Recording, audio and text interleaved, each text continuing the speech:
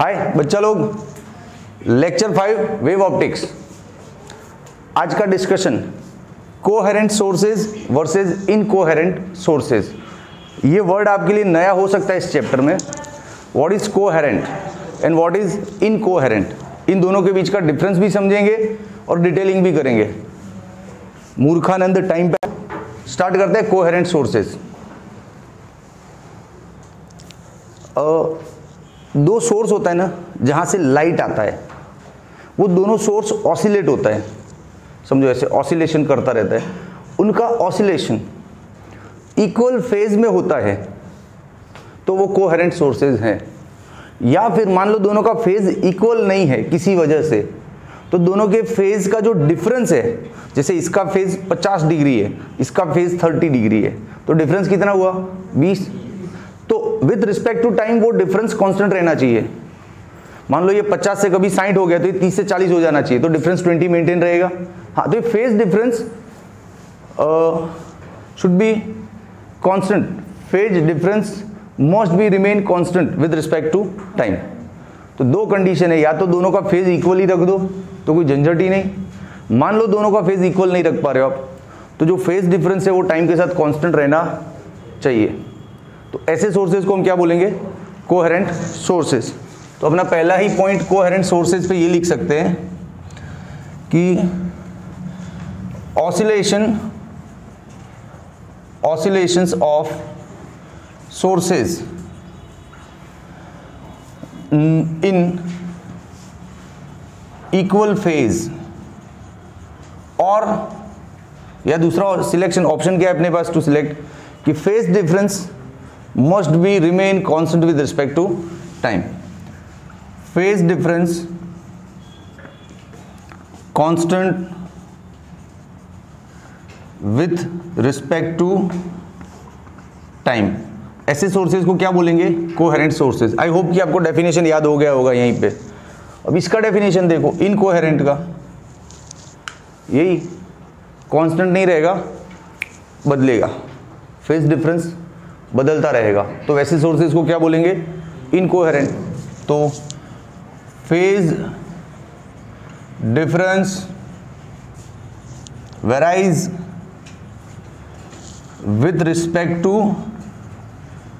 Time, such sources are called incoherent sources. अब ये जो फेज डिफरेंस बदलता है तो दो तरीके से बदल सकता है, या तो आराम से स्लोली या बहुत फास्ट।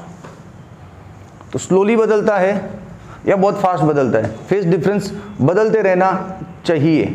फेज डिफरेंस समझ रहे हो आप, जैसे ये एक ऑसिलेट कर रहा है, ये ऑसिलेट कर रहा है, इसका फेज 50 डिग्री है, इसका 30 डिग्री है, तो डिफरेंस क्या आया 20, ठीक है। फिर 1-2 सेकंड के बाद आपने देखा कि इसका फेज तो 80 दिखा रहा है यार, तो घबराओ नहीं, इसका फेज उस टाइम कितना दिखाना चाहिए 60। तो ये जो डिफरेंस है कांस्टेंट रह रहा है ना, तो ये कोहेरेंट सोर्सेज है।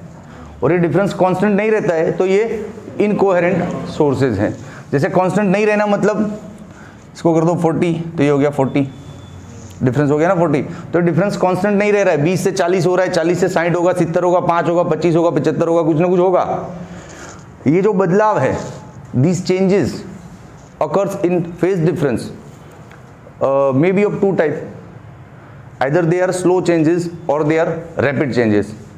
लेकिन दोनों सिचुएशन में they are called incoherent sources, ठीक है, ओके। अब कोहेरेंट पे 1-2 पॉइंट और निपटाते हैं, फिर इनकोहेरेंट थोड़ा लंबा इसको खींचेंगे, ठीक है। स्टेशनरी इंटरफेरेंस क्या होता है, व्हाट इज स्टेशनरी इंटरफेरेंस, स्थिर इंटरफेरेंस। इंटरफेरेंस खुद क्या होता है वो ही नहीं पता सर, तब कहाँ स्टेशनरी निकाल के ले आए अरे नालायको। इंटरफेरेंस मतलब जब लाइट का वेव किसी पार्टिकल पे टकराता है, 2 या 2 से ज़्यादा वेव आया, ऐसे देखो और इधर बम टकराया, तो कुछ डिज़ाइन दिखता है ना, that design is called interference. अब डिज़ाइन 2 टाइप का हो सकता है यार, या तो स्थिर डिज़ाइन होगा, मतलब वो बदलेगा ही नहीं, एक जैसा ही दिखेगा आपको, यार डिज़ाइन बदलने वाला भी हो सकता है, समझेगे नहीं, 2 टाइप का डिज़ाइन होता है।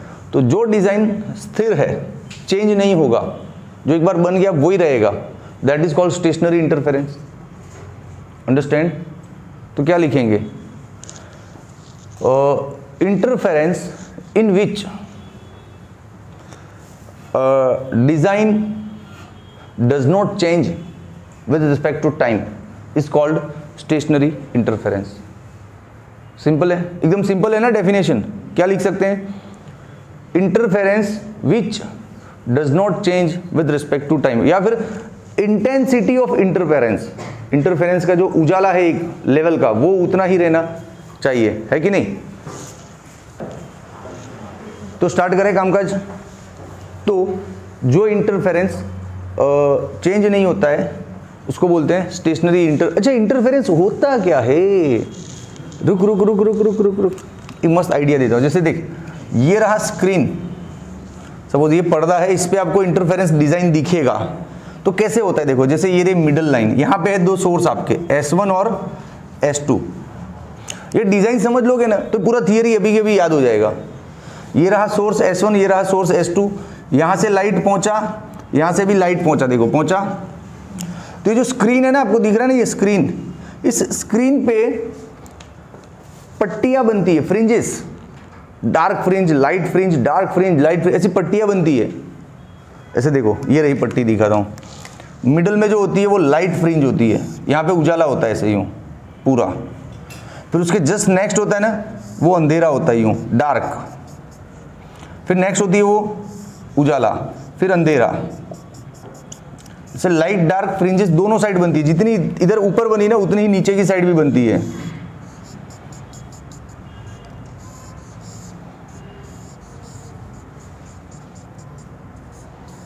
ये फाइनल डिजाइन है दोस्त, इसको दिमाग में याद रख लेना, पूरा चैप्टर आसान लगेगा। पूरा चैप्टर इस पर से आपको आसान लगेगा। देखो कहाँ कहाँ फ्रिंजेस दिख रही है, ये रही ना लाइट फ्रिंज, ये है डार्क फ्रिंज। तो ये पैटर्न है ना, टाइम के साथ बदलना नहीं चाहिए, ऐसा ही दिखना चाहिए परमानेंटली। तो इसको बोलेंगे हम स्टेशनरी इंटरफेरेंस। क्या बोलेंगे? स्टेशनरी और स्टेडी इंटरफेरेंस। ठीक है। एक और चीज कि इसमें जो लाइट है उसको हम मैक्सिमा बोलते हैं और जो डार्क है उसको मिनिमा बोलते हैं। मैक्सिमम एंड मिनिमम, या मैक्सिमा और मिनिमा, ये दो नाम होते हैं। ये जो लाइट है इसको हम जनरली अपनी लैंग्वेज में क्या बोलेंगे? मैक्सिमा, और डार्क को क्या बोलेंगे? मिनिमा। तो ये पैटर्न स्टेशनरी है, मतलब मैक्सिमम और मिनिमम का पोजीशन भी चेंज नहीं होता है, जो जहां पर है वहीं पर है। और ना आपका इंटरफेरेंस स्टेडी नहीं होना तो बार बार पोजीशन बदलता है, कभी यहाँ पे लाइट दिखी तो कभी यहाँ पे लाइट दिखा, कभी यहाँ पे डार्क दिखा, तो पता नहीं होता कहाँ क्या दिखने वाला है। लेकिन इसमें ऐसा नहीं होता, इसमें मैक्सिमम मिनिमम सब स्टेबल होते हैं, स्टेडी होते हैं, है ना। इसके लिए सोर्सेज कैसे चाहिए? कोहेरेंट। कोहेरेंट सोर्सेज होंगे तो ही स्टेडी इंटरफेरेंस बनेगा पर्दे पे, वरना नहीं बनेगा। और एक बात बता दूं, कोहेरेंट सोर्सेज होते ही नहीं है।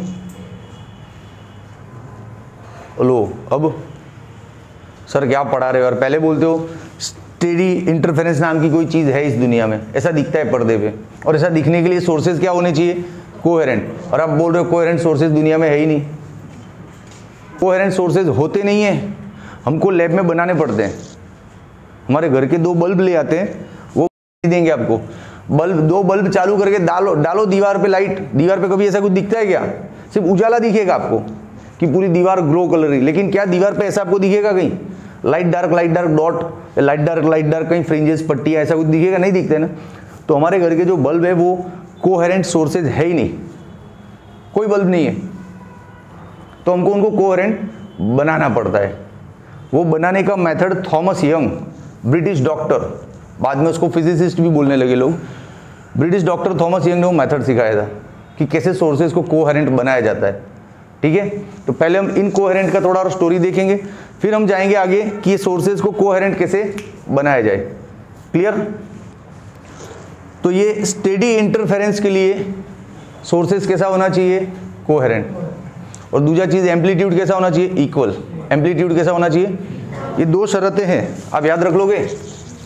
कोहेरेंट के लिए ये दो कंडीशंस हैं। क्या?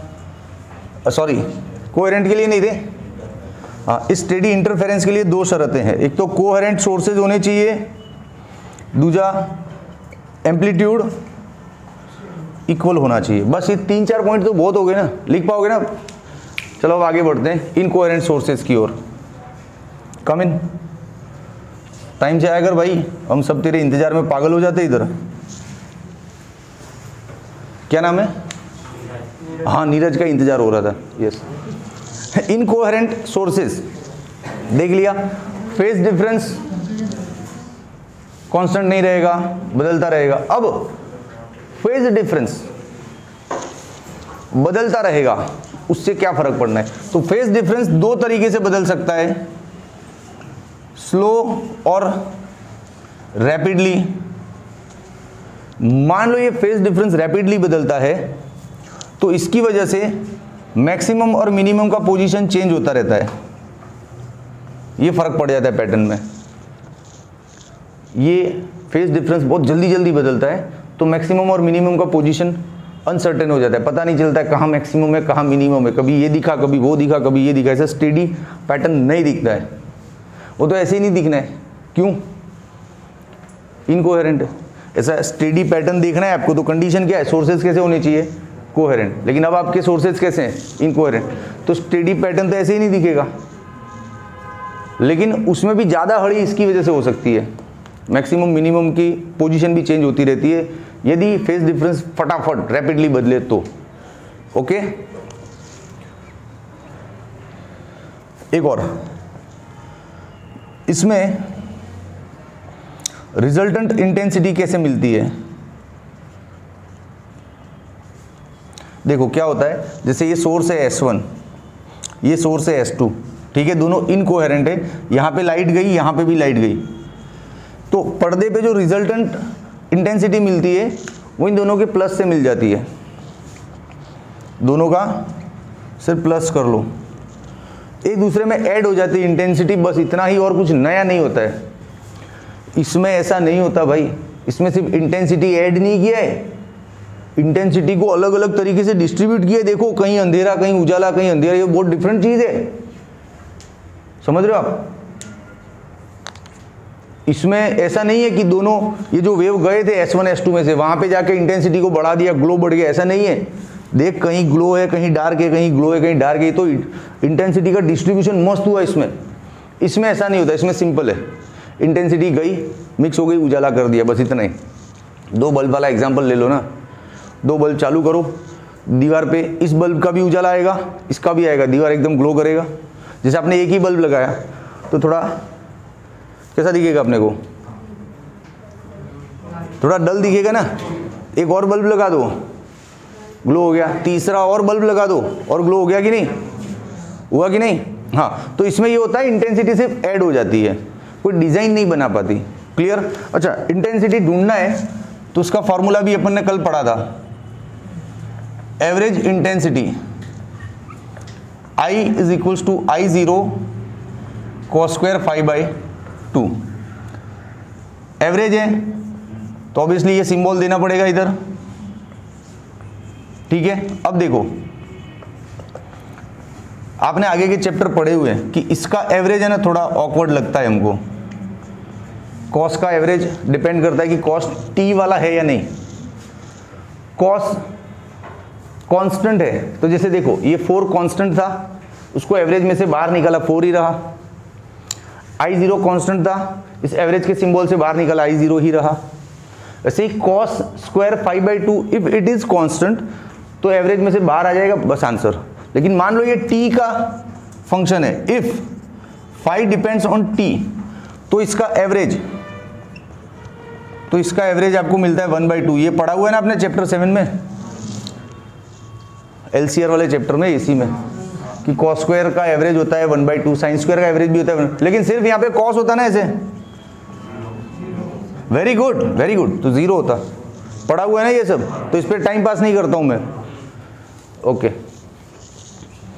तो ये फाइनली एवरेज इंटेंसिटी क्या होगा? 4I0, 2 cancel, 2I0। तो ये रिजल्ट भी बता रहा है कि फाइनल इंटेंसिटी सिर्फ दोनों का प्लस हो जाता है, जो अपन ने यहाँ पे बोला था। दिखा रहा है ना रिजल्ट? कि फाइनल इंटेंसिटी दोनों का प्लस हो जाता है। बस ये है कोहेरेंट इनकोहेरेंट सोर्सेज। यदि बच्चा फोकस करे तो ये थियरी बिना देखे लिख सकता है। स्टोरी तो लिखना है, चल एक बार स्टोरी फास्ट बोलते हैं, उधर बोर्ड पे नहीं मेरे को देखो सिर्फ। कोहेरेंट में phase difference equal phase difference constant रहना चाहिए। दूसरा स्टेडी इंटरफेरेंस मतलब जिसमें पैटर्न चेंज नहीं होता हो, है ना, मैक्सिमम मिनिमम की पोजीशन चेंज नहीं होती हो, है कि नहीं।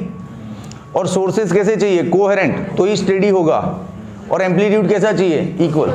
हो गए मस्त 4 पॉइंट बातों में। फिर इनकोहेरेंट में क्योंकि फेज डिफरेंस कांस्टेंट नहीं रहेगा, स्टेडी पैटर्न नहीं बनाएंगे, मैक्सिमम मिनिमम चेंज होता रहेगा, और फाइनल इंटेंसिटी में सिर्फ ऐड हो जाएगा। जैसे दीवार पे 2 बल्ब मार दो, ये वाला एग्जांपल भी लिख दो अंदर। फिर इंटेंसिटी का मैथमेटिकल स्टेप, कहाँ टफ है थियरी यार, रट्टा हो गई मेरे को तो इधर ही क्लास में ही याद हो गई, हुई कि नहीं।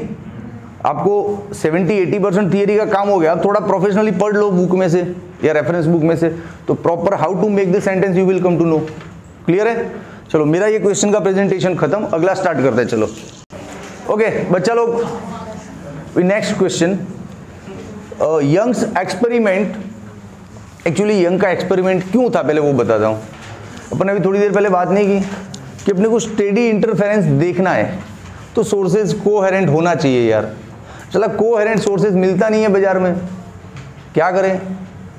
तो थॉमस यंग ने दिमाग लगाया, he was British doctor and physicist. Thomas young ने अपना दिमाग लगाया और कोहेरेंट सोर्सेज ढूंढ के निकाला कि अब ये मैं जो बोल रहा वैसा करना, आपके सोर्सेज कोहेरेंट होंगे, आपको स्टेडी पैटर्न दिखेगा। जाओ स्टेशनरी पैटर्न देखना, आप सिर्फ ख्वाब नहीं हम देख सकते पर्दे पे, सोर्सेज कोहेरेंट मिल सकते हैं हमको।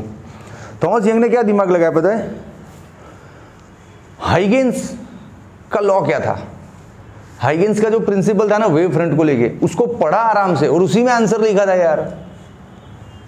सोचो हम जो चीज पढ़ चुके उसी में आंसर लिखा होता है, हमको पढ़ना ध्यान से होता है, हमको रटना नहीं होता है। कोहेरेंट सोर्सेज का मतलब क्या, equal phase. Equal phase Huygens बाबा ने क्या बोला था कि कोई भी वेव फ्रंट होता है उसका हर एक पार्टिकल इक्वल फेज में होता है और सेकेंडरी सोर्स की तरह काम करता है और छोटे छोटे वेवलेट्स पैदा करता है, जिसको आगे जाके हम टेंजेंशियल सरफेस ड्रॉ करें तो नया वेव फ्रंट होता है। ये क्लियरली तो लिखा है हाइगेंस ने अपने लॉ में क्लियरली कि कोई भी एक वेव फ्रंट हो ना, उसके ऊपर के सारे पार्टिकल इक्वल फेज में होते हैं। और कोहेरेंट के लिए अपने को कैसे चाहिए, इक्वल फेज वाली चाहिए मामले। तो थॉमस यंग ने बहुत मस्त दिमाग लगाया और हाइगेंस का ही लॉ यूज किया। कैसे देखो, थॉमस यंग ने एक प्लेट लिया, एक स्क्रीन लिया ए और उसमें एक छोटा सा होल कर दिया एस, ठीक है ओके। इसके आगे उन्होंने दूसरा स्क्रीन लिया, उसमें 2 होल कर दिए S1 और S2। ये ऐसे है पूरा 3 डायमेंशनल है समझो। एक मिनट, ये 2 नोटबुक देना, वो भी दो, दूसरा भी दो। डिजाइन ऐसा है, मुझे 3D ड्रॉ करना नहीं आ रहा है, ऐसा ये ऐसे 2 पर्दा रख दिए एक दूसरे के सामने और एक और थर्ड पर्दा एक और थर्ड स्क्रीन सामने रख दिया। ये वाला इसमें है ना, एक होल किया उन्होंने बीचों बीच इधर और यहाँ पे रख दिया, इसमें 2 होल कर दिए और यूँ रख दिया। समझ में आया। तो ऐसा डिज़ाइन है, कुछ जो दिख रहा है वो डिज़ाइन ऐसा है। Clear, take this, thank you.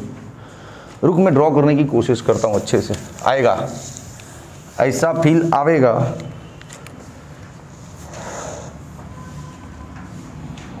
ये स्क्रीन ए एक होल हो गया एस, स्क्रीन बी 2 होल हो गए S1 S2, ठीक है।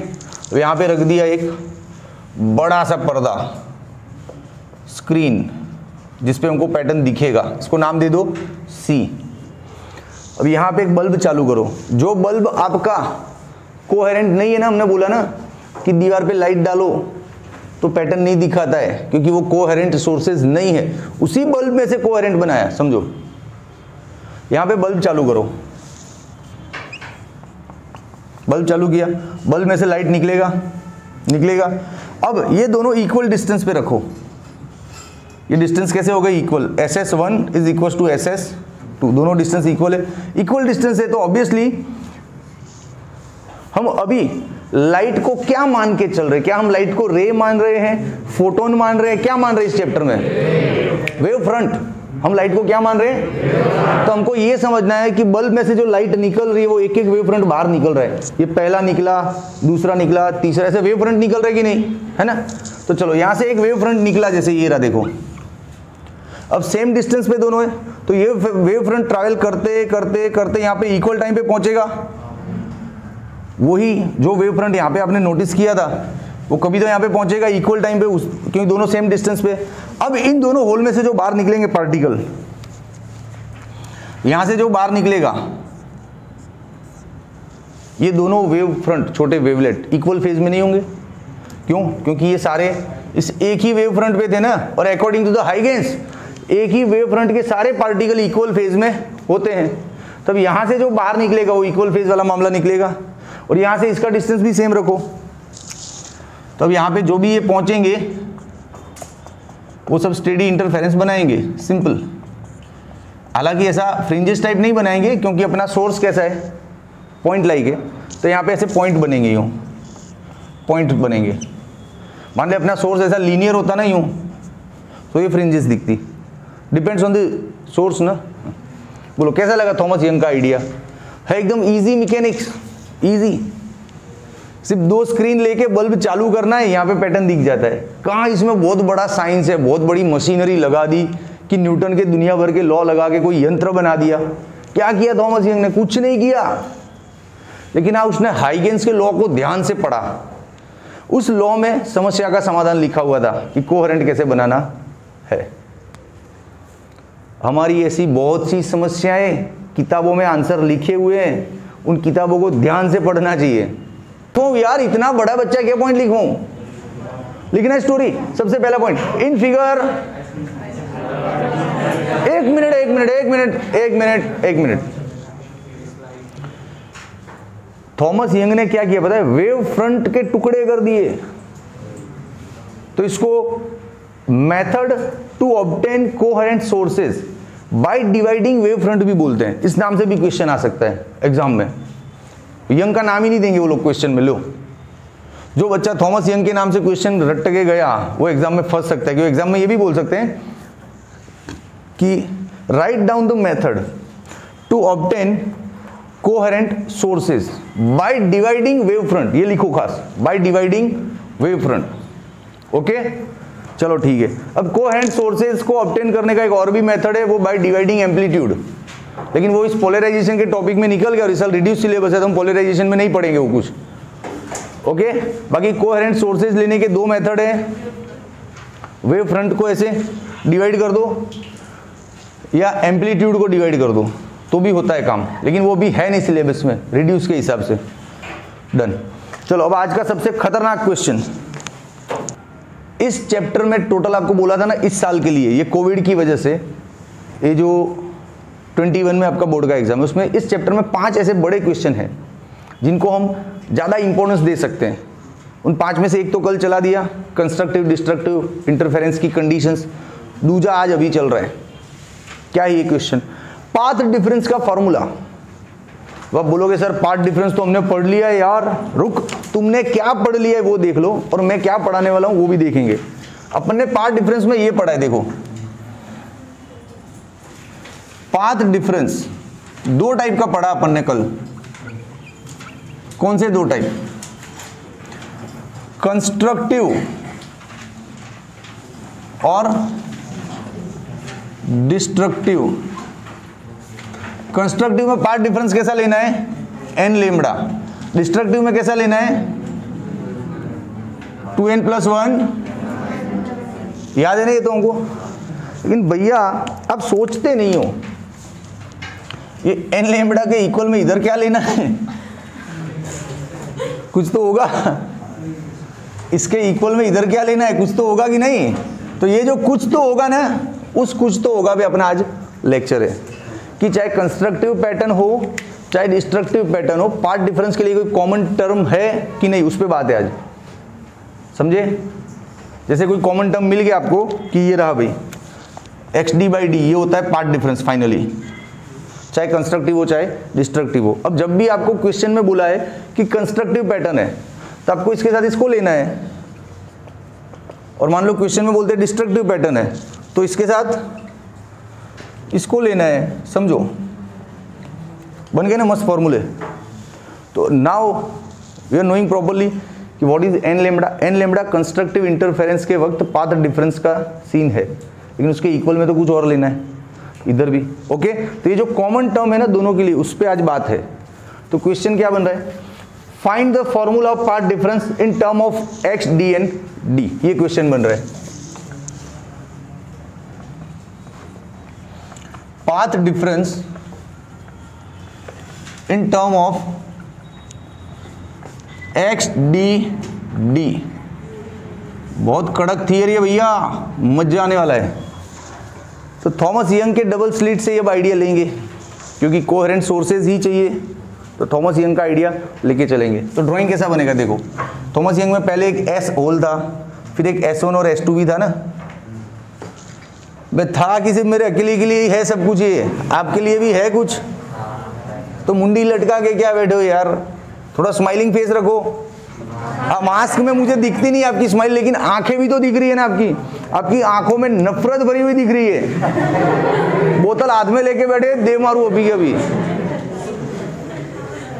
थोड़ा स्माइल रखा करो यार, टीचर एक्सपेक्ट्स योर स्माइल्स। चल तो स्टार्ट करें, ड्राइंग लेते। देखो भाई, इसमें पूरा पैसा ड्राइंग में ही वसूल है। ये हो गया अपना S, यहां से बल्ब चालू करना, फिर आगे जाके दो बनाने पड़ेंगे ना, S1 S2। किसको पड़ी रे, आवाज आया कुछ, से क्लास में मारा मारी मत करो रे। S1 और यहां पे ले लो S2, बन गए दो स्लिट।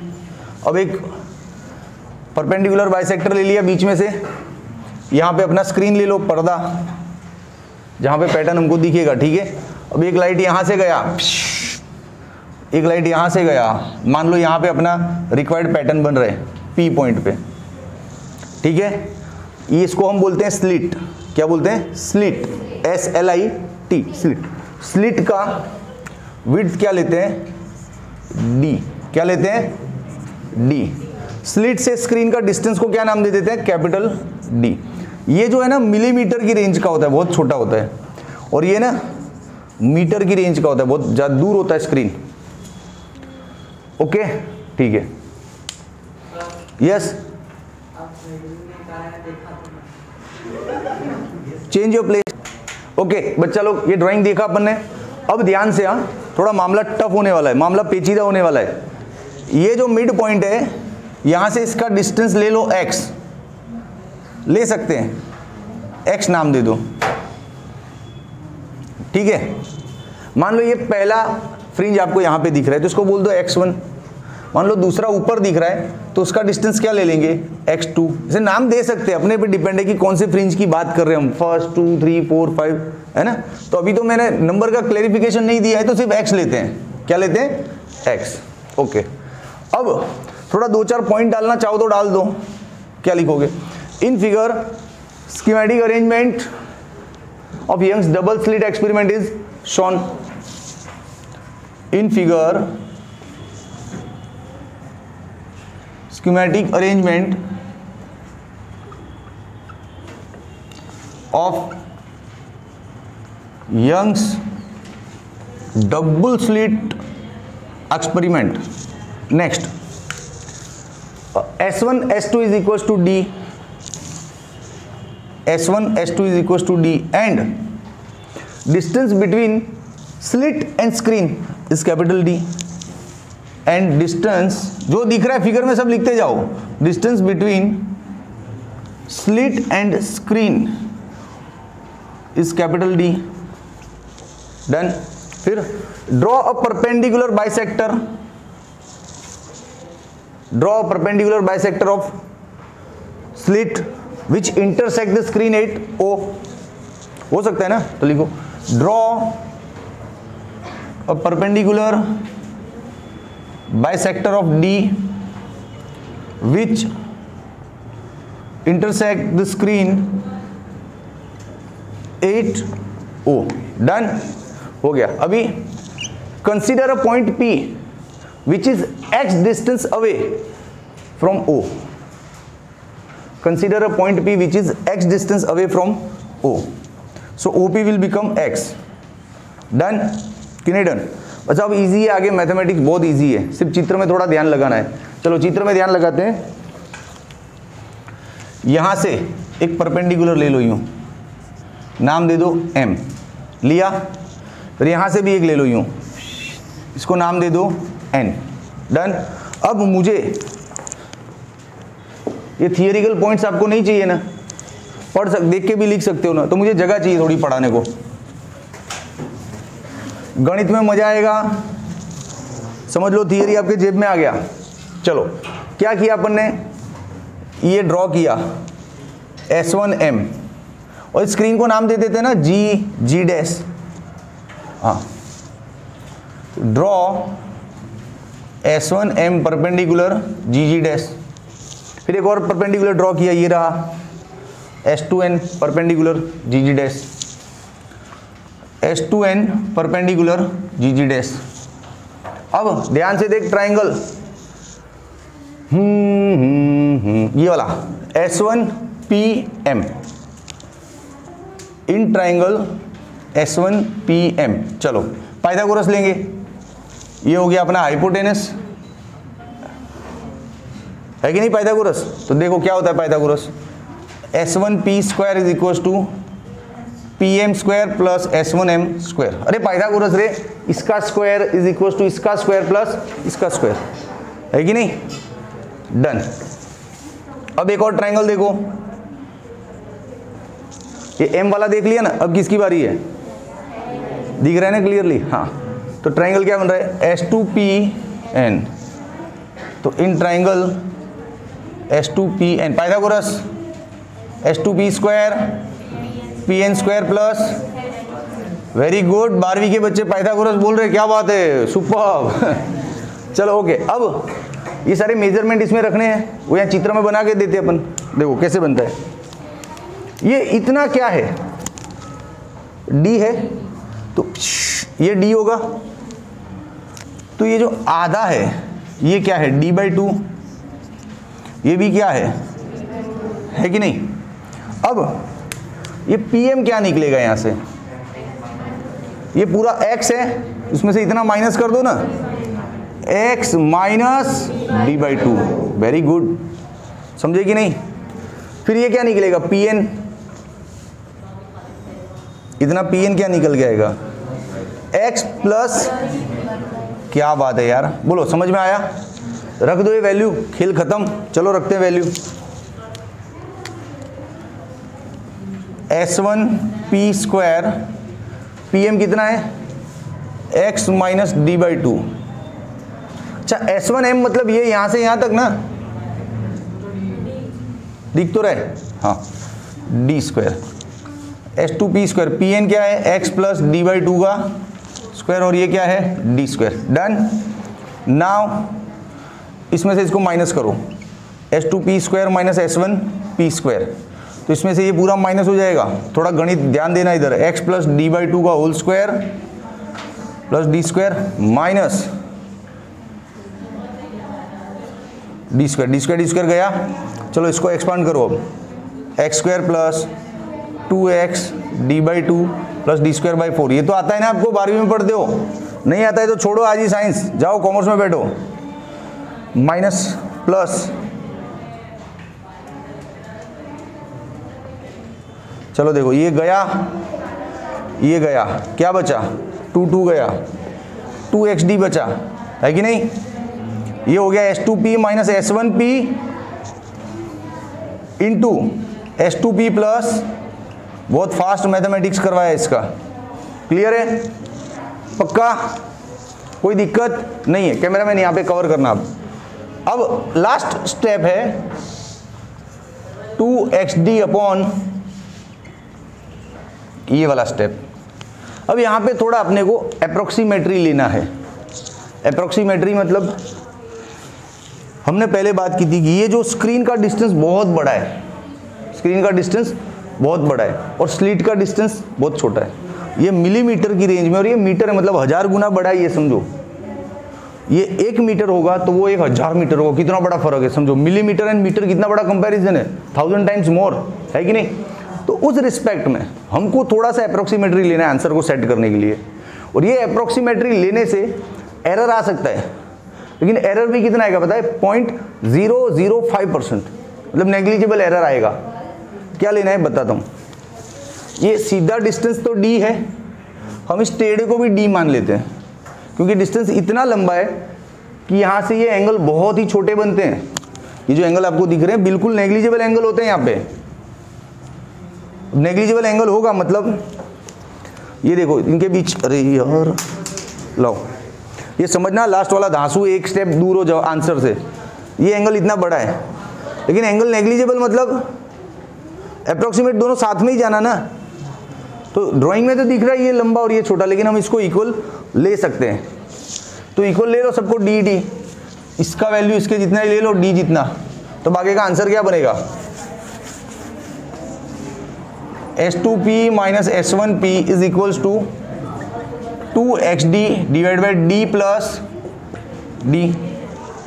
और वो काउंटर कर देना क्या कि 0.005% जितना एरर आएगा तो हमको चल जाएगा। अब यहाँ पे इक्वल नहीं लेना, वरना 0 हो जाएगा, समझ रहे हो आप। बोला ना अप्रोक्सीमेटरी अपनी फैसिलिटी के लिए, इसको D लिया, इसको भी D लिया, 2D हो गया। अब इसको भी D और इसको भी D ले तो 0 हो जाएगा। तूने सिर्फ अपनी फैसिलिटी के लिए यहाँ पे अप्रोक्सीमेटरी लिया, इसको छेड़ना नहीं, ठीक है। तो it will become 2D, 2 cancel. ये हो गया पार्ट डिफरेंस का फॉर्मूला, S2P माइनस S1P, यही तो था पार्ट डिफरेंस। देख कहाँ था पार्ट डिफरेंस, रुक, ये से सोर्स था S1, ये S2, ये था स्क्रीन, यहाँ से एक गया रे, यहाँ से एक गया, तो ये बड़ा पाथ था S2P, ये छोटा पाथ था। जैसे ये 10 सेमी है, ये 7 सेमी है, तो डिफरेंस कैसे आएगा, तो ये इसमें से इसको माइनस करेंगे तो ये आएगा ना, तो आ गया ना पार्ट डिफरेंस। यही पार्ट डिफरेंस आपको यहाँ पे चलाना है भैया, XD by D, XD by D. बोलो कैसा लगा फॉर्मूला। ये IMP आंसर है भैया। न्यूमेरिकल सारे इंटरफेरेंस के इन्हीं फॉर्मूलों पे है, सारे इन्हीं फॉर्मूलों पे है सारे न्यूमेरिकल। तो पक्का एकदम रेडी हो गया आपको, कुछ डाउट है इसमें, स्क्रीनशॉट चाहिए तो इजी है, टेक्स्ट बुक में भी ऐसे ही लिखा है, इसमें कुछ ज़्यादा स्क्रीनशॉट की ज़रूरत नहीं है आपको, फिर भी ले लो काम आएगा। ड्राइंग मिटा दिया सर ने, बुक नाम की चीज़ लाके दी है पेरेंट्स ने, 20, 25, 50 रुपये खर्चे हैं ना, तो बुक में है ड्राइंग बेटा, उसका यूज़ करो।